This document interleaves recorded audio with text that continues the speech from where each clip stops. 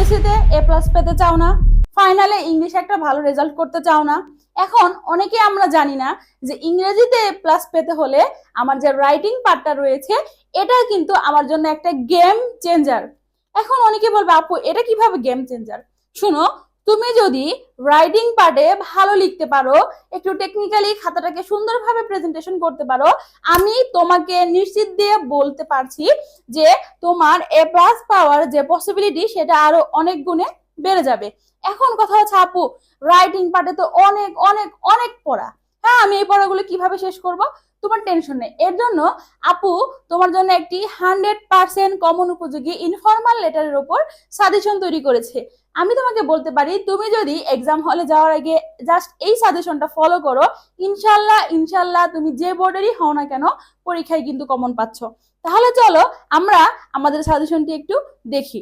দেখো এখানে মাত্র কয়েকটা আমি ইনফর্মাল লেটার তোমার জন্য রেখেছি, যার মধ্যে রয়েছে প্ল্যান আফটার এইচএসসি এক্সামিনেশন, অর্থাৎ পরীক্ষার পর তোমার প্ল্যানটা কি। এরপরে আসো importance of reading news paper, তুমি যেই বোর্ডের হও না কেন হ্যাঁ খুবই গুরুত্বপূর্ণ তোমার জন্য।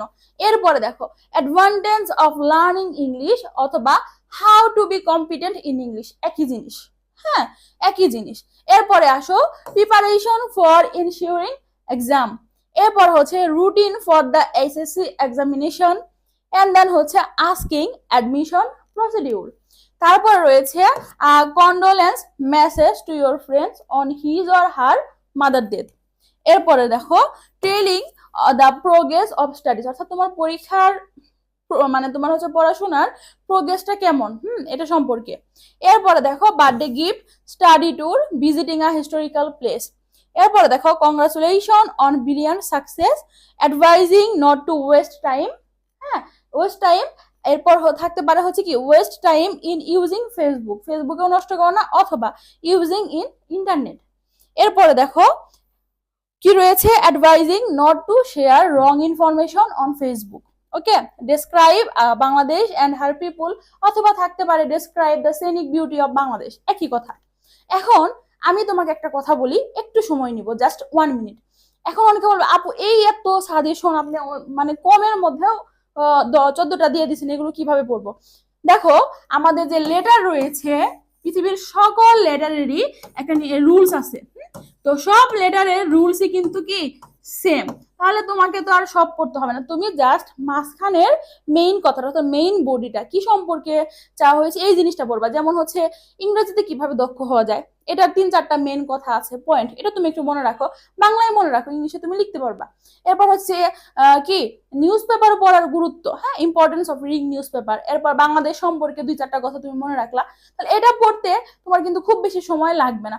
তুমি চাইলে এভরি 2 days আফটার তুমি কিন্তু এই বিষয়গুলো রিভিশন করতে পারো, এখনো তোমার হাতে যথেষ্ট সময় আছে।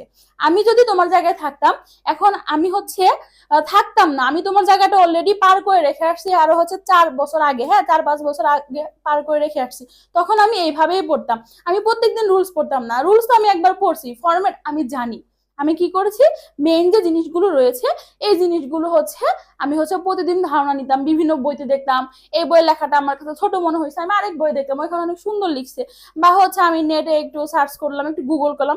আমরা তো এখন মোবাইল নিয়ে সারাদিন বসে থাকি, একটু গুগল করে দেখলাম, সমস্যা কি? হ্যাঁ, তো এই শেষ সময়ে এসে যে যত বেশি গুছানো প্রিপারেশন নিতে পারবে, খাতায় প্রেজেন্টেশনটা যত বেশি সুন্দর হবে, সেই কিন্তু সব থেকে বেশি নাম্বার পাবে।